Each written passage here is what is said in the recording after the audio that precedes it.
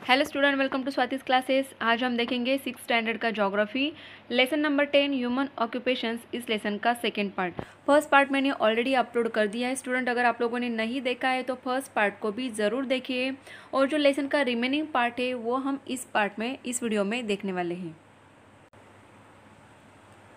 Look at the pictures in figure 10.2 carefully. We are learning the classification of occupations. See if you can answer the following questions related to sugar production. तो जो हमें 10.2 figure दिया है उसको हमें पहले देखना होगा। तो यहाँ पे आपको दिया है कि शुगर प्रोडक्शन किस तरीके से होता है, जिसमें आपको फर्स्ट पिक्चर दिया है कि शुगर केन फील्ड। जैसे कि फार्मर जो होते हैं वो अपने फार्म में इस तरीके के शुगर केन फील्ड क्या करते हैं, शुगर केन को ग्रो करते हैं। सेकेंड आपको दिया है हार्वेस्टिंग ऑफ शुगर केन। एक बार जब शुगर केन बढ़ जाते तो उन्हें फिर क्या किया जाता है, कट किया जाता है। नेक्स्ट दिया है आपको ट्रांसपोर्ट ऑफ शुगर केन। तो शुगर केन से अगर शुगर हमें तैयार करनी होगी तो उसे तो पहले सबसे पहले कहाँ पे लेके जाना होगा, फैक्ट्रीज़ में। तो ट्रांसपोर्ट करना काफ़ी ज़रूरी होता है। तो यहाँ पे शुगर केन को ट्रांसपोर्ट किया जाता है कहाँ पे, फैक्ट्रीज़ में। नेक्स्ट दिया है sugar cane being collected at the factory. तो फैक्ट्री में इस तरीके से शुगर केन को क्या किया जाता है, कलेक्ट किया जाता है।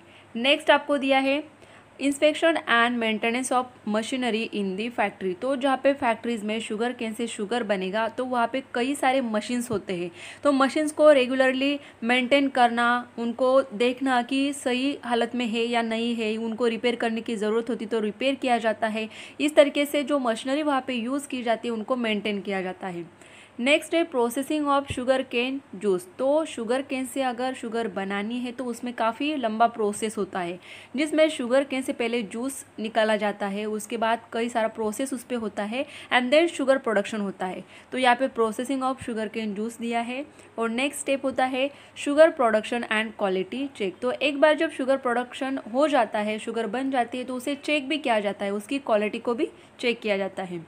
नेक्स्ट स्टेप है सैक्स ऑफ शुगर बीइंग कैरिड। और उसके बाद एक बार जब शुगर बन जाती है तो फिर उसे जो सैक्स है, बोरिया है, उसमें भर के फिर मार्केट भेजा जाता है।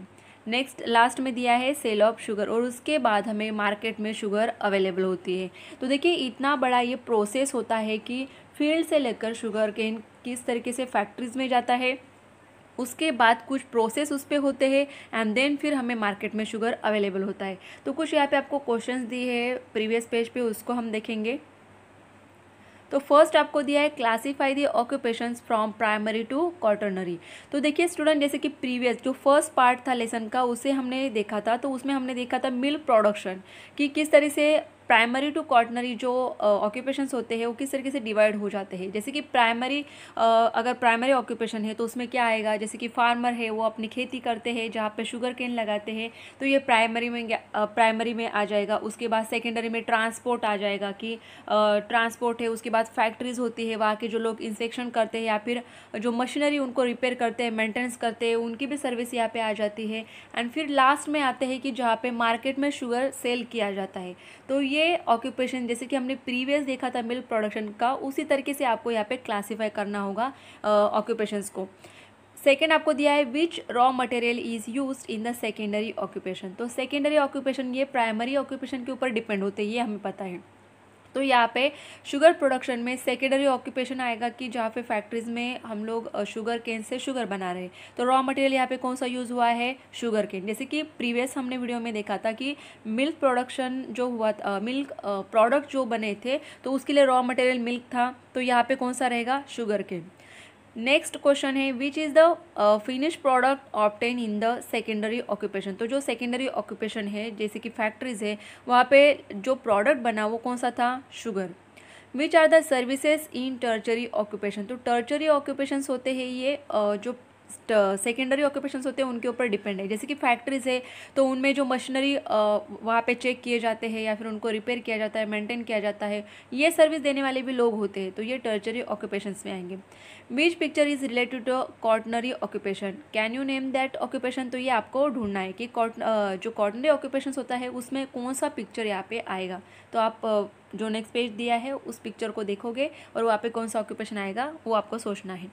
नेक्स्ट दिया है try this activity, think of more search chain of occupation. तो आपको यहाँ पे क्या करना है, इस तरीके के कई सारे ऑक्यूपेशंस हो सकते हैं, तो उनके चेन्स आपको यहाँ पे सोचने हैं। जैसे कि देखिए फॉर एग्जांपल क्लोथ्स का प्रोडक्शन होता है, जो कपड़े बनते हैं, तो उनका भी प्रोसेस सेम ऐसे रहेगा कि फार्मर्स क्या करते हैं, जो कॉटन होता है उसकी खेती को ग्रो करते हैं, फिर कॉटन फैक्ट्रीज़ में आता है, उससे थ्रेड बनते हैं, थ्रेड से फिर कपड़ा बनता है, वो फिर मार्केट में जाता है। तो इसी तरीके से आपको क्या करना है, कोई भी एक ऑक्यूपेशन लेना है और उसके चेन्स को आपको क्या करना है, सोचना है, उनके पिक्चर्स को ड्रॉ करना है और प्राइमरी टू क्वार्टनरी किस तरीके से ऑक्यूपेशन को आपको क्लासीफाई करना है ये भी आपको देखना होगा। नेक्स्ट दिया है think and discuss, what effect does nature have on our occupation. तो नेचर के कुछ इफ़ेक्ट्स हमारे ऑक्यूपेशन पे होते हैं या नहीं, ये हमें सोचना है।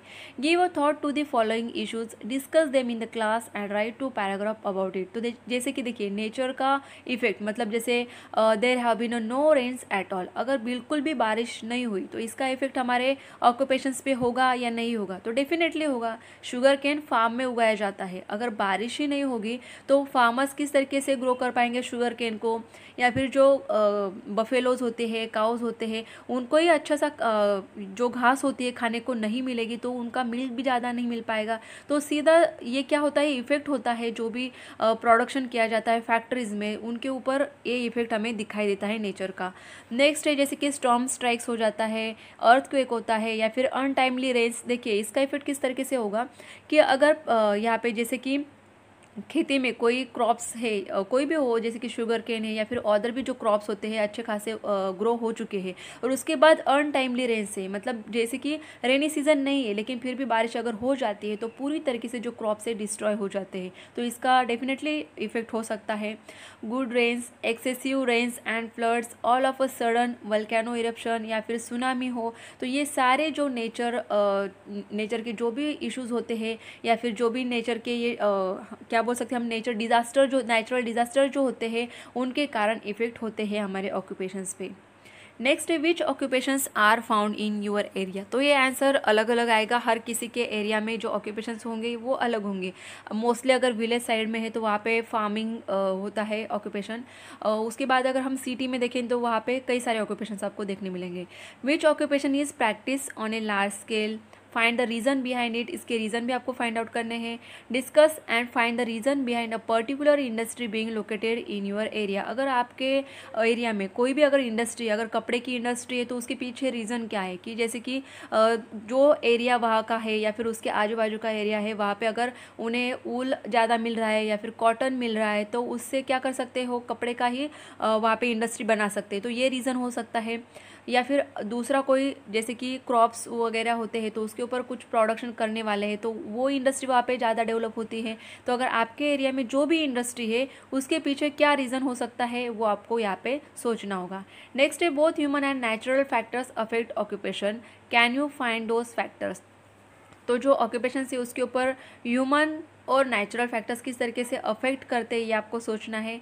नेक्स्ट है often information about the damage cause to the environment through different occupation. जैसे कि अगेन हम एग्जांपल लेंगे यहाँ पे फैक्ट्रीज़ का, तो देखिए फैक्ट्रीज़ में जो भी काम होते हैं वहाँ पे केमिकल्स यूज़ किए जाते हैं, या फिर जो भी वहाँ पे केमिकल्स का जो वाटर होता है वो मिक्स किया जाता है रिवर में, या फिर एयर पोल्यूशन होता है, तो ये सारी चीज़ें हमारे एनवायरनमेंट को नुकसान पहुँचाती है।